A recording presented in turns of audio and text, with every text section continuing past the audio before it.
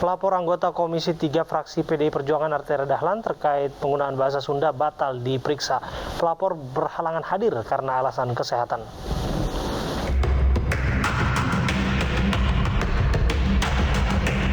Para pelapor Arteria Dahlan dalam kasus dugaan ujaran kebencian batal menghadiri pemeriksaan di Polda Metro Jaya. Para pelapor yang terdiri atas sejumlah organisasi dan komunitas budaya Sunda berhalangan karena alasan kesehatan. Pemeriksaan pelapor pun akan dijadwal ulang. Sebelumnya, anggota Komisi 3 DPR RI fraksi PDI Perjuangan Arteria Dahlan dilaporkan ke polisi atas pernyataannya yang memprotes penggunaan bahasa Sunda dalam rapat Kejaksaan Tinggi Jawa Barat. Pernyataan Arteria ini kemudian mengundang kecaman terutama dari sejumlah tokoh dan komunitas budaya Sunda. Selain dilaporkan ke polisi, sejumlah aksi menuntut Arteria dipecat dari anggota DPR juga terjadi di beberapa wilayah. Kepolisian menghentikan penyelidikan atas dugaan kasus bahasa Sunda yang menimpa Arteria. Penyidik Polda Metro Jaya tidak menemukan unsur pidana dalam kasus Arteria. Terhadap saudara Arteria Dahlan dapat disampaikan tidak dapat dipidana. Saya ulangi, tidak dapat dipidanakan sesuai dengan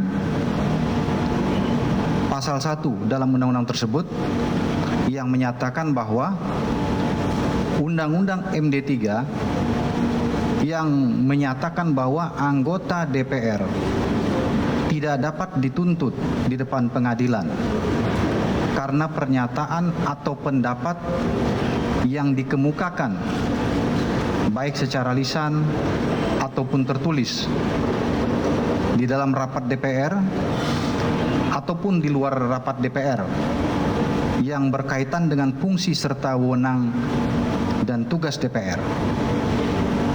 Apa yang disampaikan saudara Arteria Dahlan dalam hal ini adalah dilakukan di dalam rapat kerja. Kita akan dalami kasus ini bersama dengan Beni Imamoto, Ketua Harian Kompolnas, dan Suparji Ahmad, pakar hukum pidana dari Universitas Al-Azhar Jakarta. Assalamualaikum, selamat malam Bapak. Selamat malam, Bang Abraham. Ya, saya ke Pak Beni terlebih dulu. Pak Beni, kita dengarkan dua kesimpulannya. Satu, kasus ini tidak memenuhi unsur pidana. Yang kedua, prinsipnya Arteria punya hak imunitas lah sebagai anggota DPR. Karena kasus ini mendapat sorotan publik, tentu Kompolnas mengawasinya. Bagaimana duduk perkaranya sebetulnya?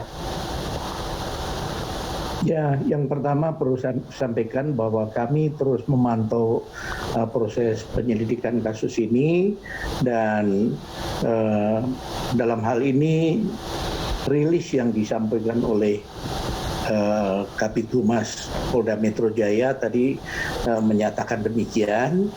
Namun saat ini tentunya penyidik memiliki tanggung jawab untuk bagaimana sampai dengan menyelesaikan proses penyelidikan ini. Kemudian kesimpulannya apa? Ya. Kemudian nanti tentunya harus ada kepastian hukum dari hasil penyelidikan yang dilakukan. Okay. Menurut saya marilah kita tunggu sama-sama karena nanti tentunya akan ada kesimpulan resmi yang disampaikan oleh... Mohon maaf saya potong Pak Beni, apalagi yang harus ditunggu? Karena kan sudah disampaikan tidak ada deliknya, kemudian juga pun kalau dipaksa dilanjutkan dia punya undang-undang untuk melindungi anggota DPR.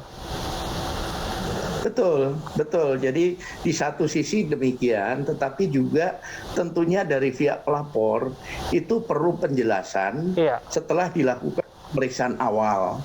Contoh, pelapor pun belum di BAP. Nah, nanti tentunya pelapor akan menyampaikan hal-hal yang berkaitan dengan dasar laporannya. Itu juga menjadi satu tanda tanya, Pak Beni. Pelapor yang belum di BAP kemudian berdasarkan keterangan ahli saja, bisakah kemudian disimpulkan kesimpulan pertama tadi tidak memenuhi unsur pidana? Karena kaitannya ini dengan keresahan masyarakat yang merasa dicederai dengan apa yang disampaikan oleh Arteria Dahlan. Betul, di satu sisi konten yang disampaikan mendapatkan respon publik yang demikian. Tetapi di sisi lain tentunya kita mengacu pada peraturan yang ada. peraturan yang berlaku. Jadi dalam hal ini ketika kita akan membandingkan apple to apple dengan kasus Edi Mulyadi misalkan, ini tentunya tidak bisa. Karena ini disampaikan di forum resmi, kemudian dalam konteks kapasitas sebagai anggota DPR, maka berlaku aturan internal di DPR. Jadi menurut saya sebaiknya memang kita harus menunggu sampai dengan nanti hasil akhir dari penyelidikan ini apa. Oke, golongan masyarakat yang sudah melakukan aksi unjuk rasa termasuk melaporkan tentu kecewa dengan apa yang disampaikan oleh polisi. Saya bergeser ke Pak Suparji Ahmad. Bagaimana kita menjawab kekecewaan publik ini dengan penjelasan yang bisa diterima oleh publik, yang mana rakyat siapa yang bisa berbicara, salah bicara misalnya begitu, dia bisa langsung dipidana, tapi wakil rakyat yang menjawab, bertanggung jawab kepada rakyat itu salah tapi nggak bisa otomatis dipidana begitu, mereka punya imunitas. Logika hukumnya bagaimana ini? Baik, jadi dalam rangka proses hukum tentunya ada dua hal yang harus dilihat, yaitu aspek subjektifnya dan aspek objektifnya. Aspek subjektif adalah berkaitan dengan pelakunya.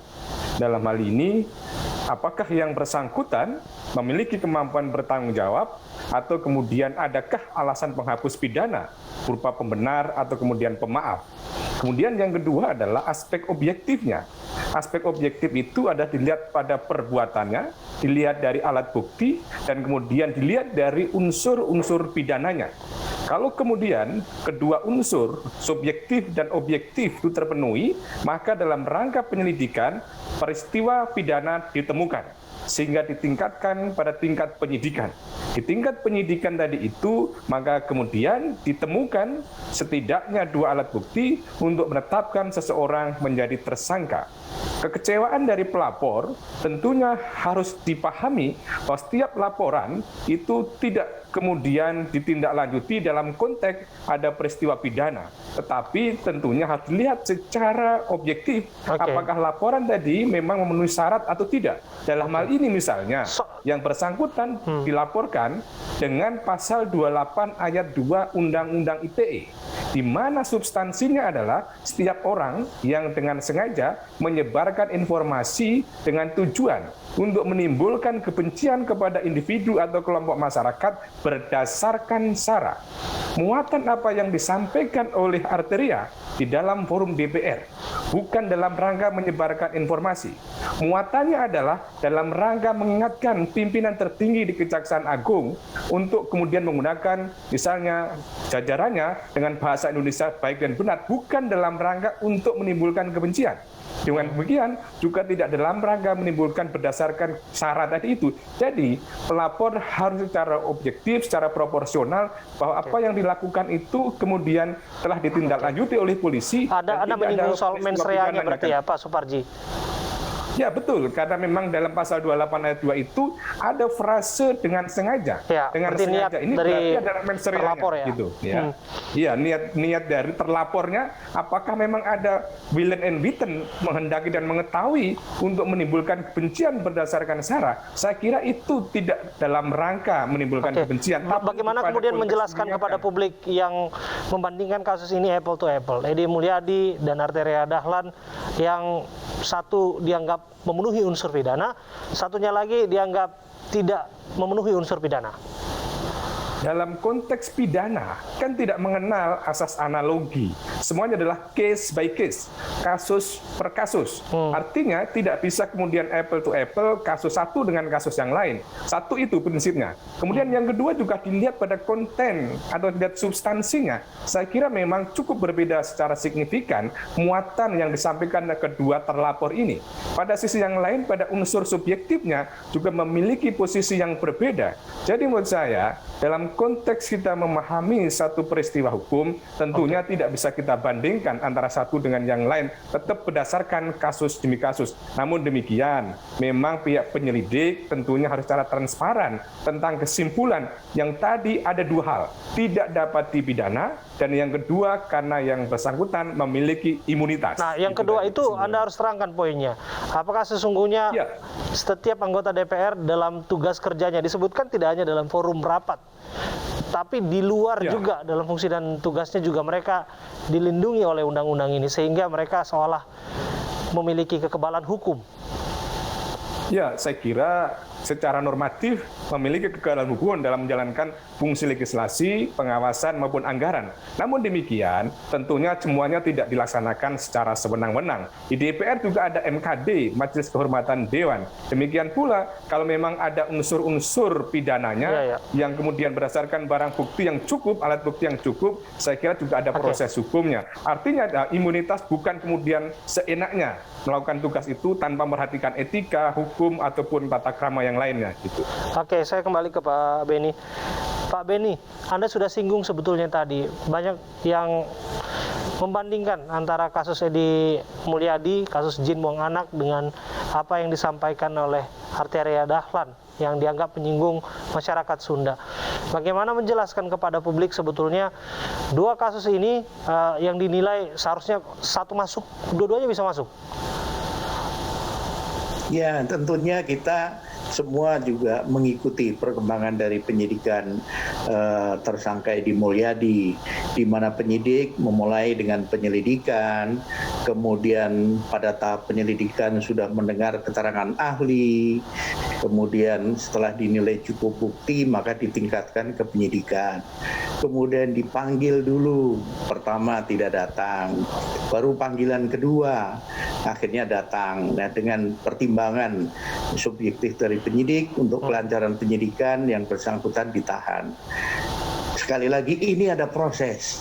Nah, dibandingkan proses penanganan yang sedang dilakukan dalam kasus Arteria Dahlan, ini dalam tahap penyelidikan, di mana pelapor pun saat ini menunda karena alasan sakit.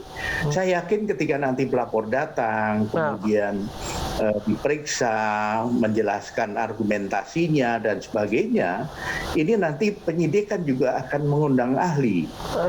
Itu dia yang menarik, Pak Beni, karena status Edi Mulyadi memang diumumkan setelah dia datang dalam panggilan, tapi untuk status perkara sendiri kan sudah naik ke penyidikan tanpa yang bersangkutan diperiksa terlebih dahulu.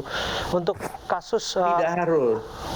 Iya, untuk kasus Arteria kan justru sebaliknya yang terjadi.